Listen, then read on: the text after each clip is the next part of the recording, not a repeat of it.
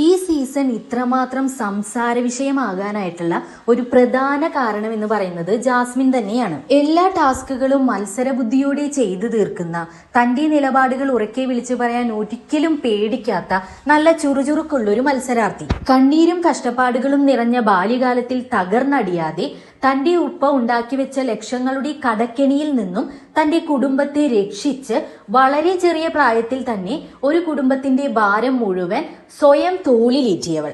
പൊതുസമൂഹത്തിന് മുഴുവൻ മാതൃകയായി മാറേണ്ടിയിരുന്ന ജാസ്മിന് ബിഗ് ബോസ് ഹൗസിൽ പലയിടങ്ങളിലും അടിതെറ്റി.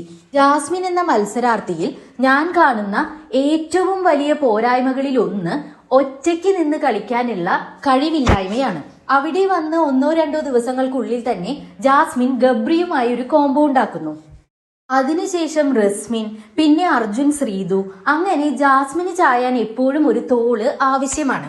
രണ്ടാമതായി ജാസ്മിനെ ലോകം പഴിച്ചത് സ്ഥിരതയില്ലാത്ത റിലേഷൻഷിപ്പുകളുടെ പേരിലാണ്. പുറമേ ഒരാളുമായി വിവാഹം ഉറപ്പിച്ചു വെച്ചിട്ടും അകത്തുപോയി ഗബ്രിയുമായി ഫ്രണ്ട്ഷിപ്പിൽ ഉപരിയായ ഒരു ബന്ധം ജാസ്മിൻ ഉണ്ടാക്കിയെടുക്കുന്നു. അങ്ങനെ കളിയുടെ ഒരു ഘട്ടത്തിൽ ജാസ്മിന്റെ സ്ട്രെങ്ത് ആയിരുന്ന ഗബ്രി ജാസ്മിന്റെ തന്നെ വീക്ക്നെസ് ആയി മാറുന്നു. ഗബ്രിയുടെ അടുത്ത് ചെറിയ രീതിയിലുള്ള വിവാഹാഭ്യർത്ഥനയും ജാസ്മിൻ നടത്തുന്നുണ്ട്. എന്നാൽ തനിക്കൊരിക്കലും നിന്നെ കല്യാണം കഴിക്കാൻ കഴിയില്ല എന്ന ഗബ്രിയുടെ മറുപടിയിൽ തകർന്നടിയുന്ന ജാസ്മിനെയാണ് പിന്നീട് കണ്ടത്. പിന്നീട് നടന്ന എവിക്ഷനുകളിൽ ഗബ്രി ഔട്ടാകുകയും ചെയ്യുന്നു.